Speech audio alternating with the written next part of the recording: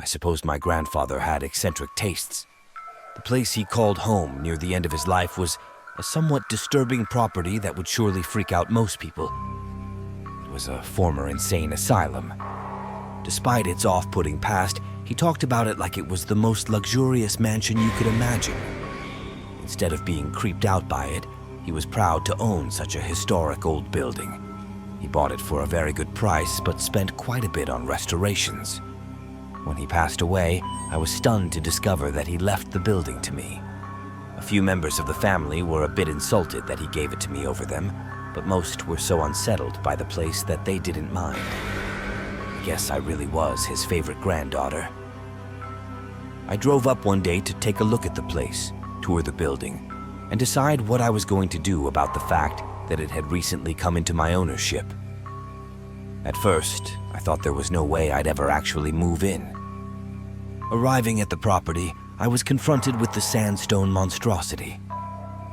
The building was tall, towering over the landscape, with ornate windows and Gothic architecture. There was a circular water fountain in front and a large clock tower at the entrance. Inside, there were several long and empty hallways.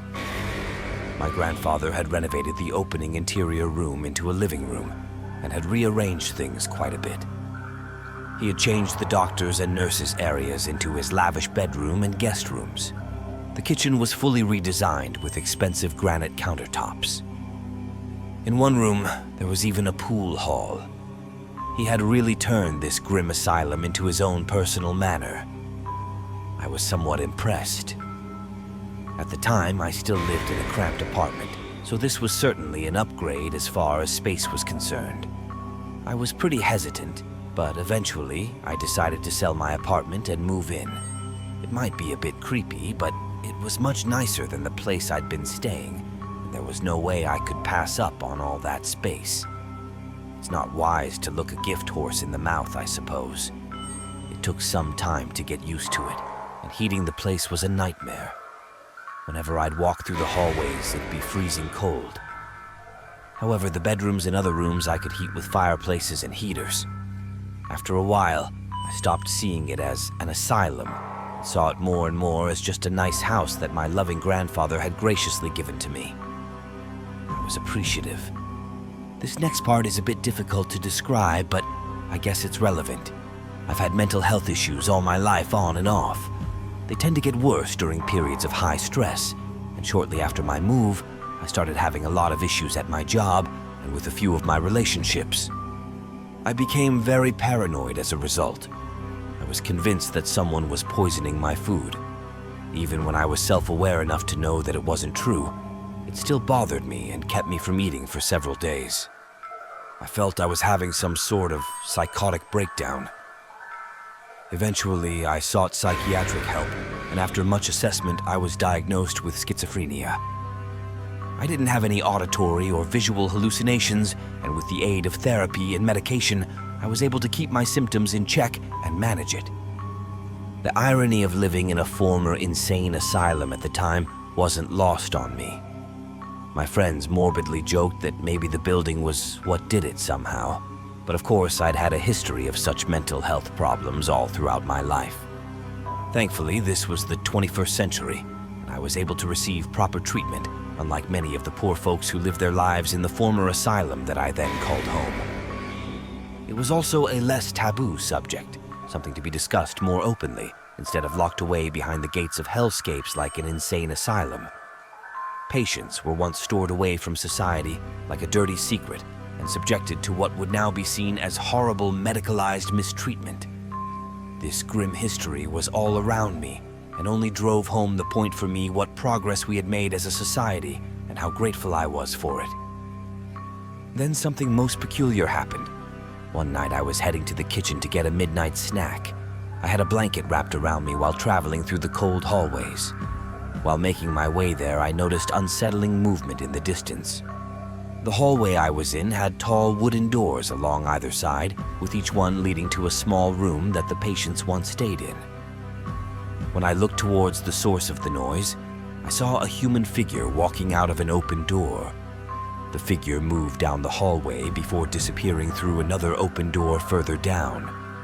The figure was as plain as day, a person standing there, like you or me, not transparent like a specter in a movie. It was an eerie woman wearing an old-fashioned white nurse outfit. She looked like something out of an old black and white photo. I felt the threatening feeling that a mysterious stranger was in my house. I stopped dead in my tracks. The mind is a weird thing and can play tricks on you. I would know that more than most. At first, I took what I was seeing at face value, but when I thought more about it, I wondered if it could be a product of my mental illness. I'd never had visual hallucinations before, and I'd been taking my medicine. Could I really be seeing this? I thought. Cautiously, I took a few steps forward in the cold, dark corridor. As if on cue, the nurse emerged from the door at the end of the long hallway. This time, however, she turned and faced towards me, staring blankly. Her piercing dark eyes gazed into me. This made my skin crawl. The woman's uniform was a white dress, shoes, and hat. Her skin was ghostly pale. Her short hair was dark brunette. She looked at me for quite a while before a wicked smile began to slowly appear on her face. We both stood transfixed, staring at one another for a moment. Something about the way she was looking at me was very sinister and intimidating. She appeared to be holding an odd, shiny silver medical instrument in her hand, but I couldn't see what it was. The nurse then began walking towards me. In a panic, I ran back into my room and slammed the door. I stayed awake all night. There was no way I was sleeping after that. I waited for daylight. In the morning, I nervously peered out the door but saw nothing. It took hours to gain the courage to investigate the hallway in the daylight, only to find absolutely nothing. No one was there. After that horrible night, I started storing snacks in my room to avoid the empty hallways where I saw the nurse. I still wasn't sure what she was. Given the history of the building, I thought she might be a ghost, but with my recent mental health crisis, there's no way I could be sure. One morning, I was brushing my teeth in the bathroom mirror, trying not to think about what I'd been going through. I suddenly got the uncomfortable feeling that I was being watched. In the mirror, I saw the haunting figure gradually appear behind me out of nothing. With sudden alarm, I dropped my toothbrush and turned around to look, but she was gone. That's when I became really convinced that what I was seeing was a spirit of some kind, but that conviction was hard to hold on to as the days went by. I couldn't trust my own mind to be giving me accurate information on what I was seeing. I just didn't know if this was part of my condition somehow worsening or not. I wasn't sure which answer was more frightening, that my illness now resulted in vivid hallucinations, or that an asylum spirit was pursuing me. Then I started seeing her during the daytime more and more. Sometimes it'd be just for a moment or out of the corner of my eye. Other times I'd see the ghostly nurse going in and out of rooms doing her busy work. She always seemed to catch me off guard. I started closing all the doors, but somehow I'd find them inexplicably open again. The door physically moved. That couldn't be the result of a mental health issue, I thought. Then again, maybe I didn't actually close those doors, but just tricked myself into believing I did. Sometimes late at night when I was getting ready for bed, I'd hear the sound of her nurse shoes walking on the tile flooring out in the hallway. I'd shudder as she drew closer and closer. If she was a spirit, I wondered what she wanted from me. After weeks of being plagued by her mysterious and threatening presence, I decided I had to see my doctor and tell him about this. I told him that I'd been experiencing what I believed to be visual hallucinations. He increased the dosage of my medication in hopes that that would help. It didn't. I continued to see the ghostly woman in the hallways or throughout the building as I tried to focus on my daily life. I'd see her again and again. She just wouldn't go away. Nothing could make her leave. I'd yell out to her in empty rooms, asking her what she wanted from me, or pleading with her to please stop and leave me alone in peace. She made no reply. Then one night, as I was sleeping, I grew restless and began to toss and turn. Suddenly, I found myself awake in the dark room. My eyes strained in the darkness until I could make out what I was seeing. My bedroom door, which I had locked, was wide open. The nurse was standing at the foot of my bed looking at me as if I was a patient in her care. Terrified, I screamed, threw the blankets off of me, and ran out of the room. I made my way alone through the chilly hallways to the kitchen and flicked the light on.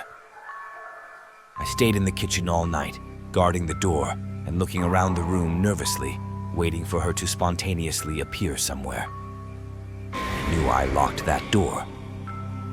With my dosage already increased, any notion that this was a product of my mental illness went right out the window for me. I needed to research the property more to see if there was any way to figure out what I was dealing with. I knew my grandfather had a binder of information he'd collected on the old asylum. He'd mentioned it to me before. I just needed to find it.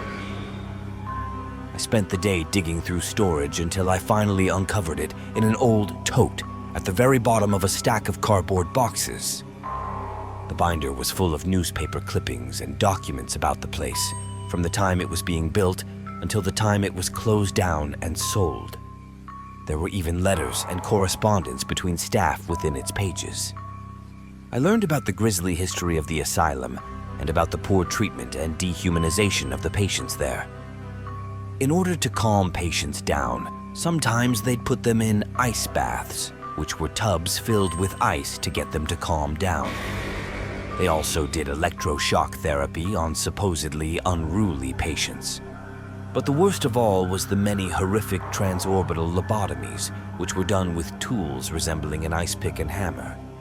Lobotomies were once considered a helpful form of treatment for various mental illnesses, including schizophrenia, OCD, depression, anxiety, and violent outbursts.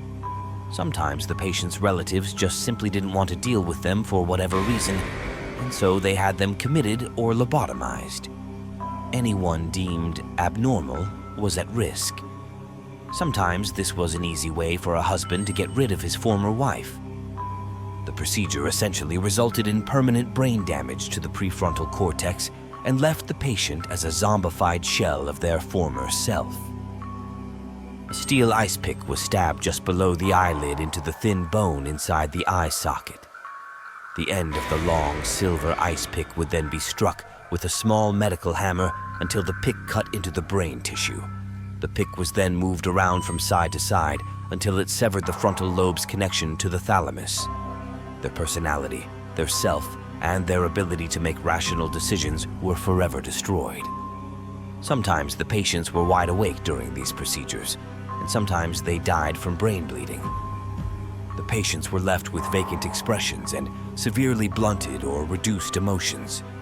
The doctors found them to be more obedient and claimed to have fewer issues from them. Lobotomies continued in the medical field until around the late 1960s. It was perhaps the worst thing you could do to someone, like killing them, but without killing them. I soon learned there was a nurse there who was legendary for the amount of lobotomies she'd given. Her name was Amelia. If the letters are to be believed, she was not the nicest of people. I was horrified when I turned the page and was met with a photo of the very specter that had been haunting me, standing outside on the building's front steps with the other nurses. Looking into her dark, hateful eyes, I was sure it was her. Every detail matched. The spirit I'd encountered was the cruel nurse Amelia, who worked here in the early part of the 20th century. Not wanting to be alone or in the building at all after reading that, I asked a close friend of mine if I could come over to her place. I explained some of what I was going through to the extent that I could without seeming too off-kilter. Being a true friend, she agreed that I could stay over for tonight, so I wouldn't be so frightened. I wondered how expensive a long hotel stay would be until I could find somewhere else to live. I arrived at her house and we talked in the living room for a while. I showed her the binder and told her about what I was experiencing. It was nice to have someone to talk to, and she made me feel much more comfortable. Getting out of that depressing asylum certainly put me in better spirits as well. Saying all of the story out loud to another person, I began to doubt myself a bit. It all sounded too unbelievable to be true. Suddenly, my friend asked, "Do you hear that?" I listened closely. We both then heard the sound of shoes on hard tiling. It was coming from the hallway leading to my friend's bedroom. She got up to investigate, and I cautiously followed close behind her. Staring down the hallway, we both saw the ghostly figure of a dark-haired nurse. "You see what I see, right?" I asked. My friend, unable to form words, nodded. In the nurse's hands, she held a silver ice pick and hammer. Nurse Amelia just looked at me and smiled a foreboding smile. In that moment, I saw that my worst fears were justified, and there was no longer any ambiguity. I knew then what her intentions were for me, and I knew that I wouldn't be rid of her. She must have overheard me mention something about my diagnosis while I was living in the former asylum. She knew about my condition, and she intended to use her tools to fix it, the old-fashioned way.